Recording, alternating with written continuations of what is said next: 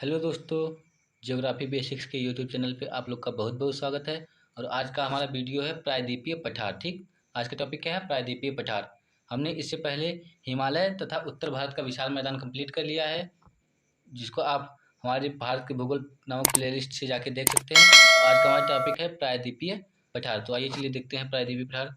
तो देखिए, प्रायद्वीपीय पठार पुराने क्रिस्टलीय अग्नि तथा रूपांतरित शैलों से बना है। तो मतलब देखिए, शैलें कितने प्रकार की होती हैं? शैलें कितनी प्रकार की? 3 प्रकार की होती है। ठीक, 3 प्रकार, जिसमें पहला आता है अग्नि, दूसरा आता है अवसादी, दूसरा अवसादी, और तीसरा आता है रूपांतरित या कैंतित। तो चट्टानें 3 प्रकार की होती हैं। देखिए, प्रायद्वीपीय जो पठार है यह पुराने क्रिस्टलीय आग्नेय चट्टान तथा रूपांतरित चट्टानों के द्वारा बना हुआ है। ठीक, देखिए ये चट्टानें हैं जिनसे प्रायद्वीपीय पठार बना है, ये 3600 मिलियन वर्ष पुरानी थी। 3600 मिलियन वर्ष पुरानी है ये चट्टानें। कौन सी? जिससे प्रायद्वीपीय पठार बना है।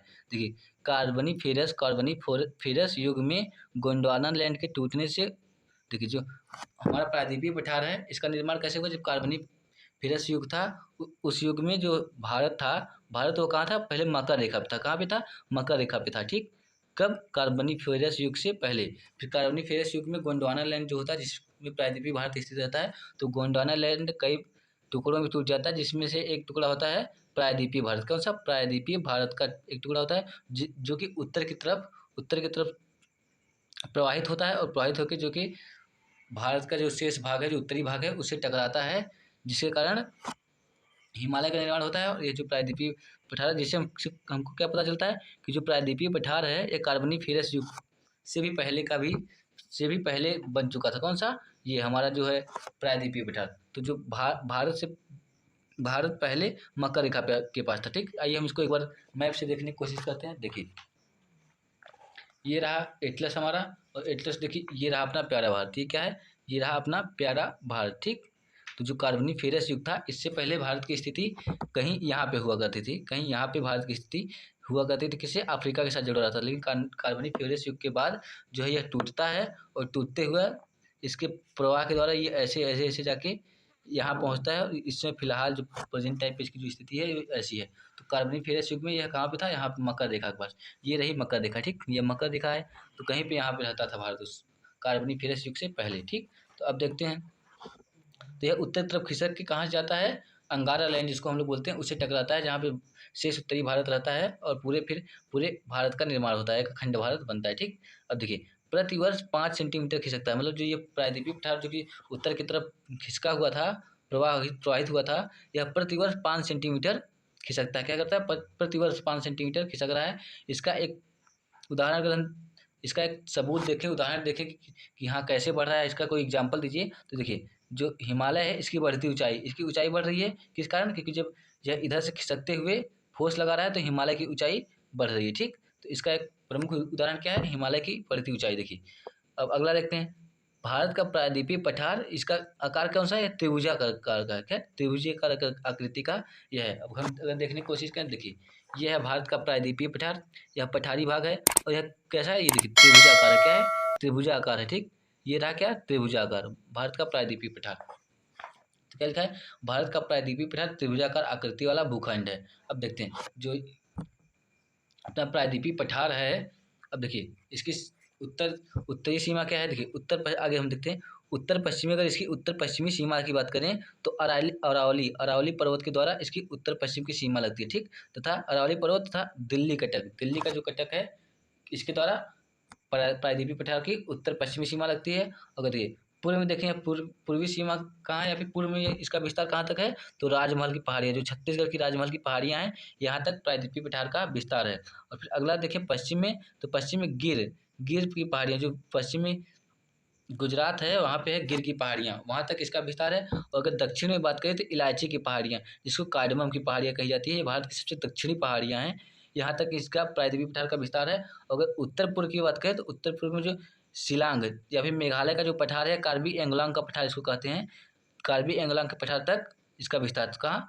उत्तर पूर्व में शिलांग का पठार या कार्बी एंगलांग का पठार, दक्षिण में इलायची की या कार्डमम की पहाड़ियाँ, अगर पश्चिम में देखें तो गिर की पहाड़ियाँ जो कि गुजरात में है, और पूर्व में देखें तो राजमहल की पहाड़ियाँ जो कि छत्तीसगढ़ में है, और उत्तर पश्चिम की बात करें तो अरावली पर्वतमाला या अरावली पर्वत जो कि दिल्ली कटक भी इसी का भाग है। ठीक, यहाँ तक प्रायद्वीपीय पठार का विस्तार है। अब अगर बात करें तो प्रायद्वीपीय पठार का विस्तार देखिए, अगर इसका हम क्षेत्रफल देखें कितना है, तो इसका क्षेत्रफल लगभग 16 लाख वर्ग किलोमीटर है। कितना? 16 लाख वर्ग किलोमीटर का है प्रायद्वीपीय भारत का पठार।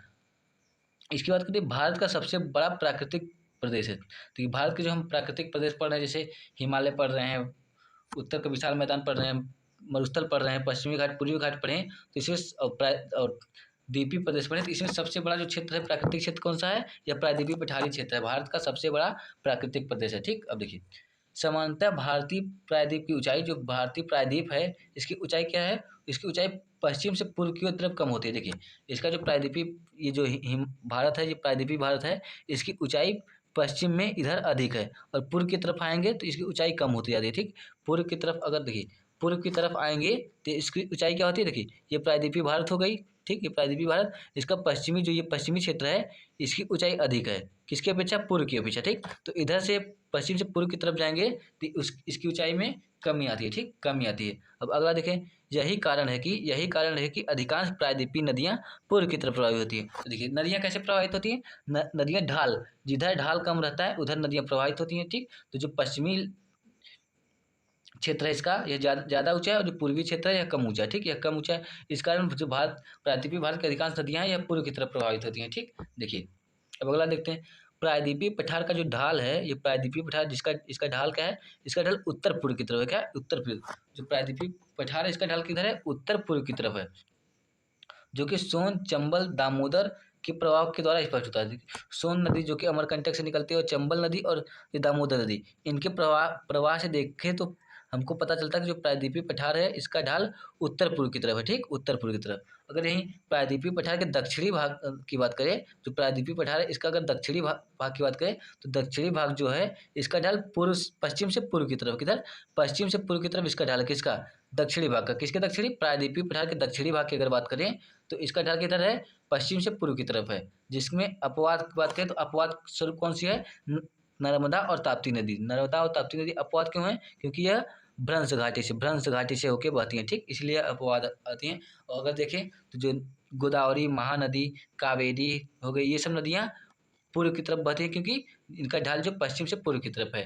तो ये रहा इस पेज में। अब चलते हैं अगले पेज में, देखते हैं कुछ महत्वपूर्ण जानकारी। अब देखते हैं जो प्रायद्वीपीय पठार है अपना, जो प्रायद्वीपीय पठार जो कि त्रिभुजाकार है, हमने अभी देखा, यह प्रायद्वीपीय पठार को पठारों का पठार कहा जाता है। क्यों? क्योंकि यह अच्छा, इसको पठारों का पठार इसलिए कहा जाता है क्योंकि यह अनेक प्रकार के, मतलब ढेर सारे पठारों से मिलकर बना है, इसलिए इसको पठारों का पठार कहते हैं। ठीक, ढेर सारे पठारों से मिलके बनने का इसको पठारों का पठार कहा जाता है। यहाँ देखिए लिखा, क्योंकि यह अनेक पठारों का समूह है। ये क्या है? अनेक पठारों का समूह है। अब इनको देखिए, पढ़ने में सहूलियत के लिए, सुविधा के लिए इनको कई भागों में बांटा गया, जिसमें से पहला है केंद्रीय उच्च भूमि, दूसरा है पूर्वी पठार, और तीसरा है उत्तर पूर्व का, और चौथा है दक्कन का पठार। ठीक, पहला केंद्रीय उच्च भूमि है, दूसरा पूर्वी पठार है, तीसरा उत्तर पूर्व का पठार, और चौथा है दक्कन का पठार। ठीक, तो इनको हम एक एक करके डिस्कस करेंगे।